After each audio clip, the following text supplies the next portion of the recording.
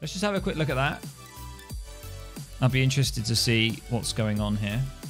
How much is there? Okay, let's have a quick look.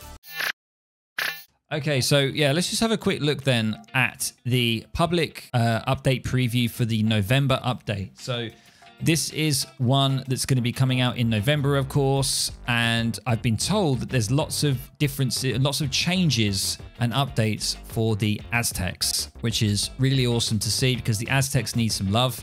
And as you know, I've been putting a lot of content out on my YouTube channel for the Aztecs, and I really think they're a cool civilization. It's good to see that they're going to be getting some love. So let's have a look here.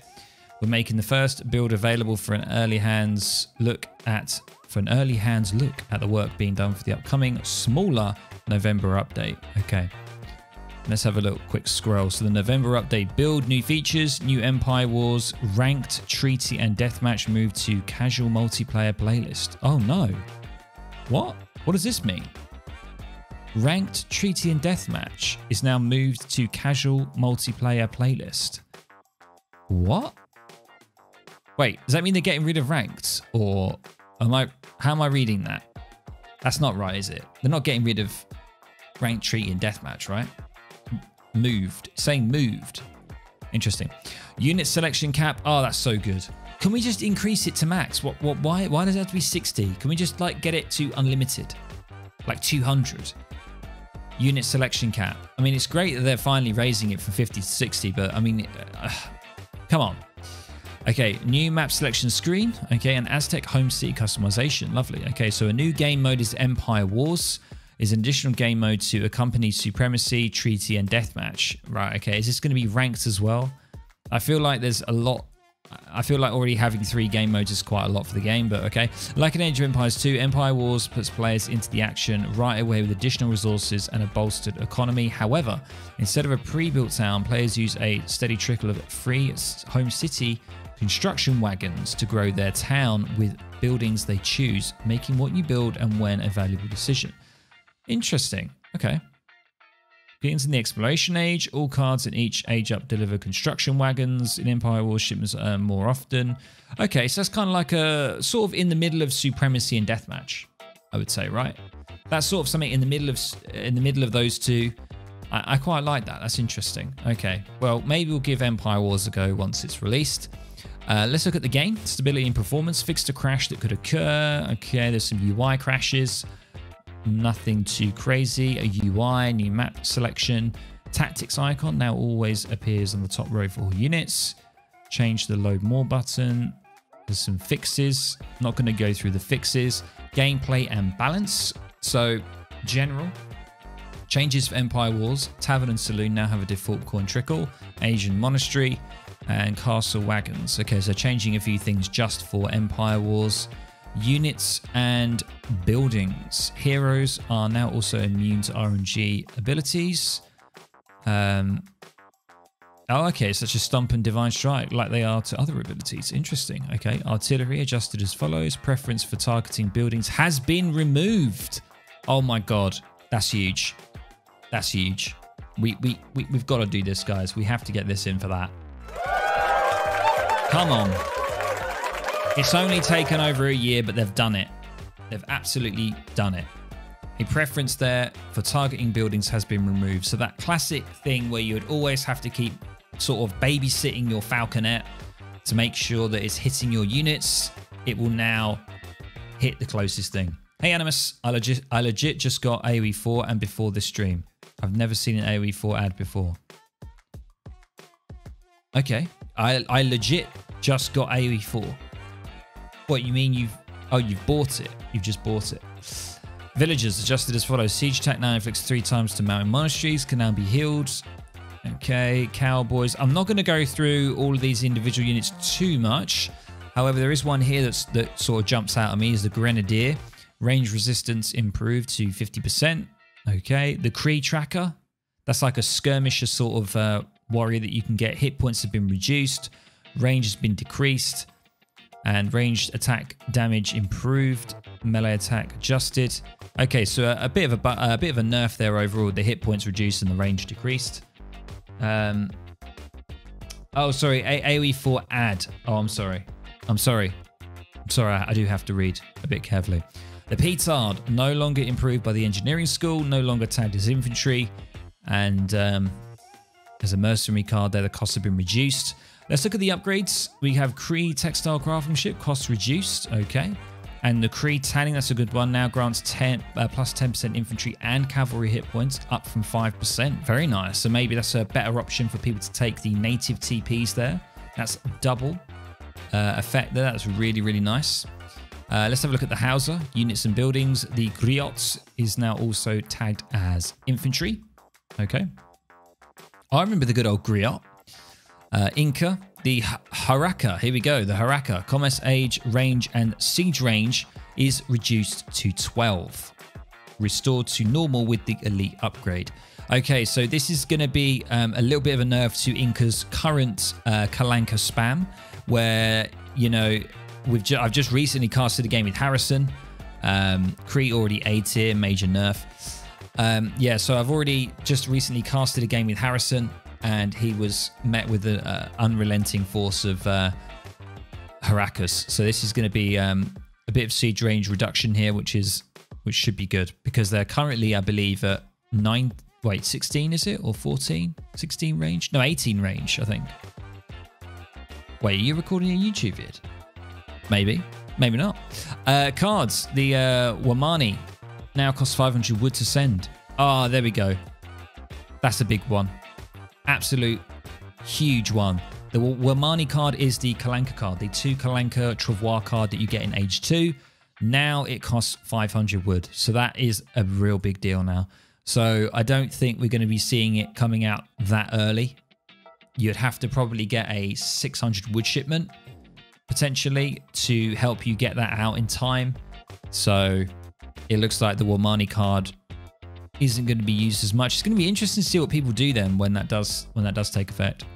United States. So yeah, the States haven't been given much love recently. They've gone very quiet. So deck size increased to 23. Wow, from 20. But the factory wagon cards are no longer added to the deck upon reaching the industrial age. Inspiring flag adjusted as follows. Commerce, age, aura range increased. Okay, the increase in the aura ranges here quite significantly. Moving on to the units and buildings. State militia adjusted as follows. Cost is now increased. Okay, so slightly more wood. Hit points decreased. Speed decreased. So we're getting quite a nerf overall here already to the state militia. Like units, HP bonus is now capped at plus 30. Previously it was plus 50. Okay. Wow, the Carbine Cavalry, one of the most useless units on the game. Let's have a look and see what they've done. So range increased to 14. But veteran and guard upgrades no longer grant +1 range. Okay, so they're better early on. You don't get as much benefit later on. Rate of fire improved to 2.25. They now fire approximately 11% faster. Buffalo soldiers attack damage improved, reduced to 15%. Okay, but now also improves range resistance. The Sharpshooter, another sort of unit that isn't the best with the states. So we'll see what they've done here. So base range increased to 22. Nice little buff there. Gains +1 range from the veteran, and guard upgrades, no change. And the Minutemen now have an anti-ship attack. Interesting. Got a couple of cards here. I'm not going to go over those. Adjusting the cards on the Carbine Cavalry there. Cost adjusted. Federal age ups. The Boston Tea Party, which is the Massachusetts, now arrives 5 seconds faster. The Virginia one has been moved to the regular home city. Sharpshooters should, as the name suggests, have high line of sight and range compared to skirms. Yeah, definitely. Okay, so moving on to the Aztecs. Oh my god, okay, so just gonna have a swig of drink here before we get into this, because this is quite extensive. So I'm really interested to see what they're doing here.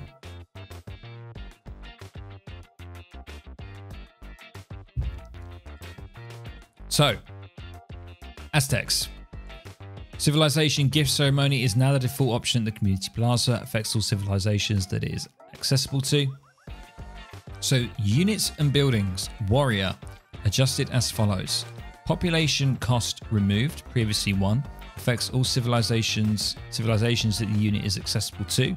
This will enable the unit to spawn and be used defensively even if the player has lost some houses. The existing build limit of 6 has not been changed. Now, these warriors are the ones that you can get from the community plaza, I believe.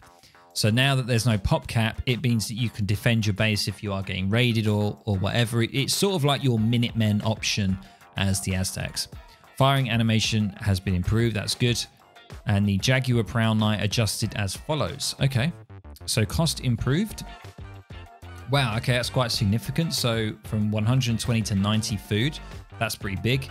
And yeah, reduced by 20%. Wow. Okay, that's a healthy buff there for the Jaguars. I don't really use Jaguars. I only really use them with the big button. So the TC big button gets you 3 Jaguar Prowl Knights. I tend to only really use that then. I never really actually train Jaguar Prowl Knights. So I don't know whether or not this will change my view of it. Their speed has been improved, which is nice because they are a little slow. Shipments and big buttons that deliver the Jaguar Prowl Knights adjusted accordingly. Oh, that's good. Okay. Arrow Knights. Okay. So Arrow Knights are your siege unit. Not the best unit, to be honest, but let's see what happens. So hit points, damage, and cost all increased by 7%. This change will increase the unit's durability against artillery such as falconets, which previously could defeat them with a single blast. Yeah, I thought that was kind of stupid. Like, Arrow Knights were there to be able to be used against buildings and also artillery. They countered artillery, right? So it was kind of stupid when you'd have a bunch of falconets and they would blast away your Arrow Knights, and it would just be like, well, what's the point? That's like my only counter. That's what they're good for, and they get easily destroyed. So I like the fact that they've got a bit of buff there to their hit points. Shipments of Arrow Knights still deliver the same number of units, which are now all 7% stronger. Okay, cool. Added visual differences for the legendary upgrades of Aztec military units for better recognizability. Lovely. Oh my god. So I've got a few new cards here. So added colors to all Aztec unit card icons for better recognizability. Do like that word, recognizability. All native and foreign allies cards can now be sent twice. Only affects the Aztec civ. Okay. Great Temple of Quetzalcoatl support. Moved to age 3 from 4. Coin cost and number of units shipped adjusted accordingly. Okay, so I think that one there, I can't remember what unit that is. I definitely recognize that, but I can't remember for the life of me. Maybe someone in chat can let me know. We got the Kalma Kak, which is a new card. It ships 1 warrior priest. The next council member you research or are researching will age up twice as fast. Okay, so that's kind of... Right, okay, so maybe you could ship that in age 1. Yeah, so obviously that's an age 1 shipment. Of course, you're going to have to, aren't you? Yeah, or researching. I mean, you don't know though. You could ship it in age 2 and get up to age 3 quick. So what you could actually do is you could go for the normal fast age up into age 2, and then you could go for this card to get fast age 3 as well. That card sends Jaguars an enhancement for the unit. How about visual recognizability for Haudenosaunee Cav? Something that would actually be useful. Instead, we get fucking white and black llamas. Yeah, that is kind of... It is difficult sometimes to see Cav with the Haud. Definitely. I agree with you. Yeah, so this is going to be interesting because what you could do is you could save your shipment. So you could just get this in age 1. Normally you go for 3 vils. You could just go for the 1 warrior priest. It would delay your age up, but you would age up quicker with it. So you could go for the warrior priest shipment, then you could go for the for the war hut travois, so the slow age up into age 2, and then you can go for the fast age up into age 3. So essentially you've always got a fast age up, which is pretty crazy. So that's something that might be used. New ritual gladiators for age 3. Ships 1 Jaguar Prowl Knight for each 2 you have lost so far. Interesting. Maximum of 16. Wow, okay. New 5 warrior priests. Wow. That's big. 5 warrior priest shipment in age 3. That's pretty big. That just... Yeah, you'll be able to get full warrior priests really quickly. Think about it. If you go for the calendar ceremony, you'll then have 2 warrior priests in total. In age 3, if you get up to age 3, you immediately send 5 warrior priests. You've then got 7, and you can easily get the other 3 really quickly. And then you're good to go. So it makes age, it's looking like they're trying to make age 3 a little bit more viable with Aztec rather than just age 2. Walls of Skulls is an age 4. Ships 1 skull knight for each one you've lost. Okay, another one of those mechanics there. Oh, the Atontin Slinger combat. Atontin Slinger improved in combat. Wow. Slingers are pretty good anyway. So that's really nice. You're definitely going to want that card probably in age 4. Unless you're going for Eagle Runner Knights, then you're probably not going to need to worry about that too much. The Chichi Mecca Rebellion, age 4, costs 1k of each resource. Damn, a rebellion. The resistance of the Chichi Mecca enables your currently present War Heart warriors, turning them into knights. Villagers become warriors when defeated. What? That's crazy. So when they die, they just become a warrior. What? That's crazy. So they come out of the community plaza, or they come out of the TC when they die? The resistance to the enables your current present Warheart warriors, turning them. So anybody you've got out of the Warheart will immediately turn into knights. We've got to see how good. What kind of knights? What knights are we talking? Like Eagle Runner Knights? It just says knights. I'm not too sure what that means. Warrior culture now has the following effects for all civilizations that it's accessible to. The Otontin become in arrows, the coyotes in eagles, and the pumas in jaguars. Okay. Okay, so warrior culture here is now also available to the Aztecs. It previously wasn't. Okay, now improves villager ranged attacks by 700%. Jesus. And villager melee attacks. So what you could do some sort of crazy warrior culture and then go for the rebellion card. So you could like do a huge all-in age 4, and you could take all your villagers and all your Warheart warriors and just go straight to the enemy. And if your villagers die, they will then become warriors. So that's kind of crazy, like a rebellion with warrior culture. It's kind of nuts. Random maps: 2 new South American regions, 1 new African region. Lots of minor tweaks and improvements. There we go. So I hope you enjoyed that. A quick run through of the upcoming patch in November. Let me know what you think, of course. Let me know in stream right now. And if this is going to be on YouTube, let me know down in the comments below what you think. If this is a good change for Aztec, it's going to bring them into the light. Whether you think the nerfs for Inca is good enough, and how you're getting on with Inca, whether you're playing them or playing against them, make sure you let me know. And yeah, I hope you enjoy it. Look forward to the next November patch.